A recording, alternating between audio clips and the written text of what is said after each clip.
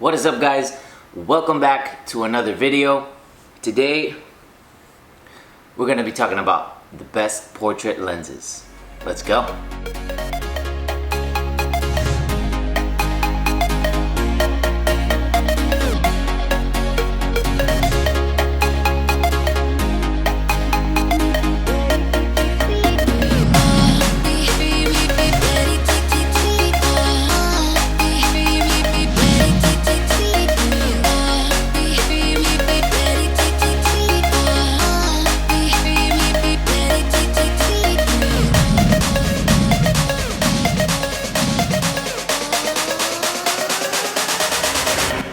Alright, so I wanted to make this video and talk a little bit about portrait lenses because it's one of the questions that I get the most every time anyone wants to ask me a question about cameras and gear and stuff. It's always like, oh, what lens should I buy? What's the best portrait lens? Hey Gabe, I want to take some portraits. What lens should I get? What did you shoot this picture with? What lens did you use? So I wanted to hit those points and address all those questions with this video. Now, as you can see in front of me, I have a few lenses, so let's go through them. I have a 24mm 1.4. I have a 35mm 1.4. I have a 50mm 1.2. And this big one right here is an 85mm 1.4. All of these lenses are in front of me because you can use, and I have used, all of these lenses to take portraits. So to answer the question simply, what is the best portrait lens? There is no best portrait lens. It all depends on what you want to get out of your image, what message you want to share, what story you want to tell, because each lens has a different characteristic of how it behaves, how it captures the environment, how you can present the environment. So each lens has a different purpose depending on what you want to get out of your image. For example, going with the 24, which right now it's one of my favorite lenses for portraits. Usually in my bag, I'm going to have these two lenses, and I'll tell you why. Starting with the 24 is great to capture a lot of the environment because it's a wide angle lens. But I also like what it does to people. It kind of like accentuates people. It makes you feel that you are there with them when you look at the picture, and that's really something I like about using wide angle lenses for portrait. It kind of makes you feel that you're there when you're looking at the picture.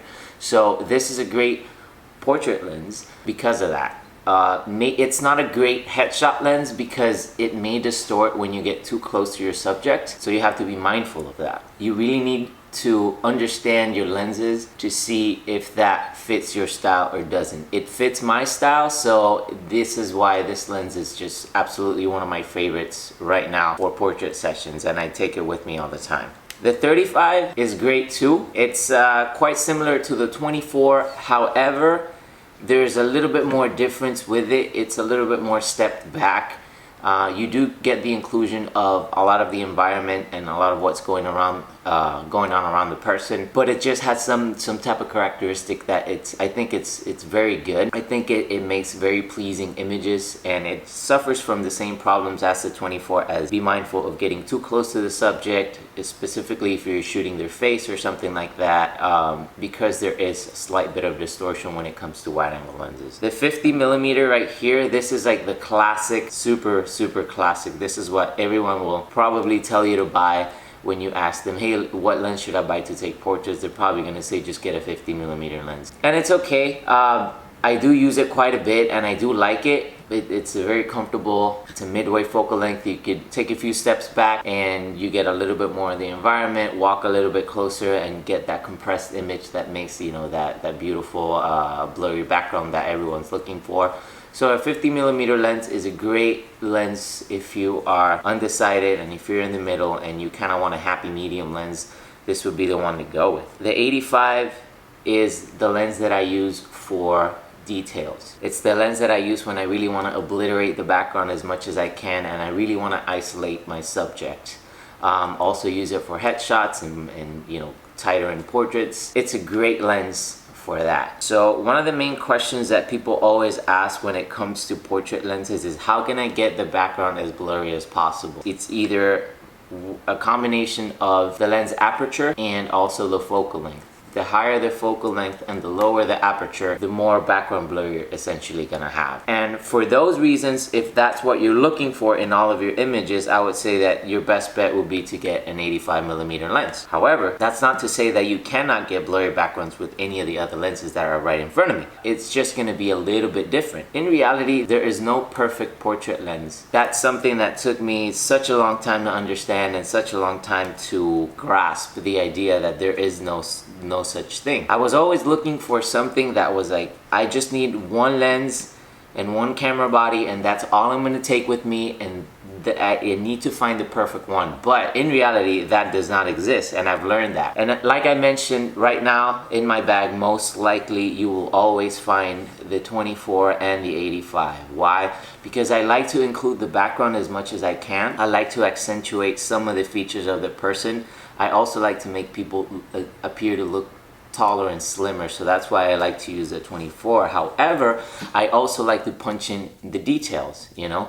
I like to get that tight headshot or whatever, so I also use this one specifically to shoot fashion and stuff like that, where you need a close-up of you know, people's shoes or whatever it is that you're taking a picture of. So you may be wondering, okay, so if I only have money to buy one of these lenses, which is the one I should get? In reality, you could get any. My best advice for anyone that's looking for the best portrait lens is just to pick one and learn how to use it. Understand your limitations with that lens. Understand what you can do and what you cannot do with any lens. Every lens has their strong points and their weaknesses, and you need to figure those out. So I guess that key points that you need to understand, or that you need to keep in mind when you're looking at portrait lenses, is what story you want to tell. How much of the background you want to include, how little of the background you want to include. Is your background ugly and you want to make it blurry? Is your background very pretty and you want to accentuate it? All these things are factors that help in the decision